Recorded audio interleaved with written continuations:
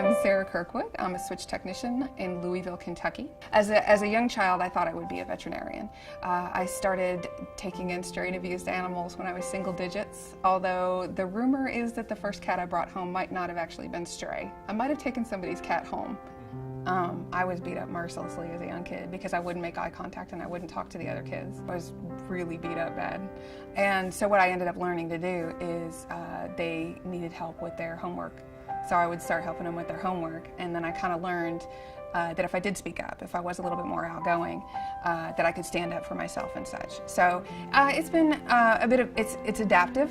I think it's definitely an authentic part of my personality now, and now my friends know me as somebody who's very, outspoken, life of the party, memorable, all that kind of stuff. But I think left to my own devices, I don't know that I would have ended up that outspoken. I grew up and I was a bit of a tomboy. I enjoyed the rough and tumble and motorcycles and fishing and all of that kind of stuff. And I have this quirk, and if something scares me, I have to check it out.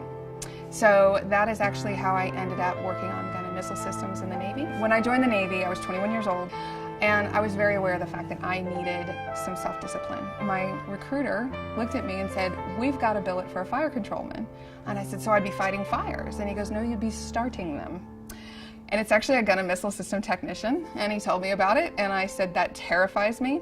I will do it." I was the first female fire controlman on the USS Eisenhower. I loved turning a wrench. I loved fixing a problem. I loved having a gun come in that was inoperable and being able to completely break it apart and send it back out to that fleet, working in within spec. I was raised in a home where service work was emphasized.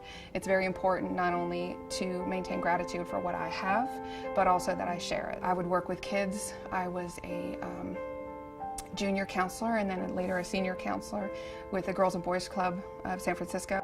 Currently, right now, I work with an organization that helps veterans with PTSD and TBIs, helps them to kind of process their experiences and be able to assimilate back into civilian society and become productive and healthy members of society. I also work with a homeless coalition. It's a friend of mine who actually runs the annual homeless head count. And what we do is Louisville, Kentucky has wonderful resources for the homeless. But in order to provide those resources, we need to know how many people need those services. So usually once a year, usually around the coldest time, we get together. Most of the homeless people are going to be in shelters, and then those of us go out in teams and we try to locate anybody who is bedding down outside for the night and get those people's information, numbers, do a little bit of a rudimentary interview, etc., etc. The other cause that is very near and dear to my heart is mentoring kids and teenagers who are growing up in homes affected by addiction, either addiction, active addiction, or addiction in recovery. What I know about myself is that change is always uncomfortable. It doesn't matter if it's a good thing or if it's a bad thing. For me, it's the unknown. For me, there's a fear, there's a what if I don't, what if I can't do this?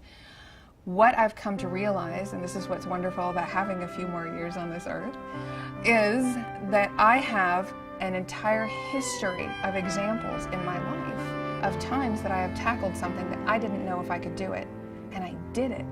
And so I can either listen to that voice in my head, that fear of something that hasn't even happened yet that's telling me I can't do this. Or I can go back and I can look at all the evidence that I already have in my life that says, you know what? You can. You absolutely can do this, and you really should try.